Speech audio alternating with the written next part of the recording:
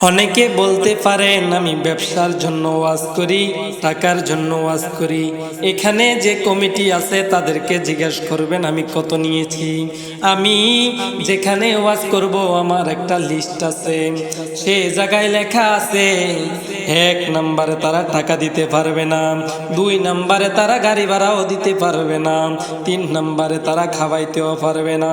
গ্রাম হোক শহর হোক আমি কারো ঘরে খাবার খাই না, কিন্তু আমি এমন ঘরে খাবার খাই যারা রিক্সা চালায় তাদের হালাল রুজি। এমন গরিব গুনার ঘরে ভাত খাই যারা এক বেলা আনতে পারে না, এক বেলায় না আরেক বেলা খাইতে পারে না, খাই আমি এরকম ঘরে খাই। এই জন্য আমি ক্লিয়ার করা দরকার। সব লোকগুলা আমাকে বলে, কল দিয়ে বলে, হুজুর আপনার কত টাকা লাগবে, কত টাকা বিকাশে পাঠাইতে হবে। এই জন্য আমি এখানে আজকে বলিয়া গেলাম।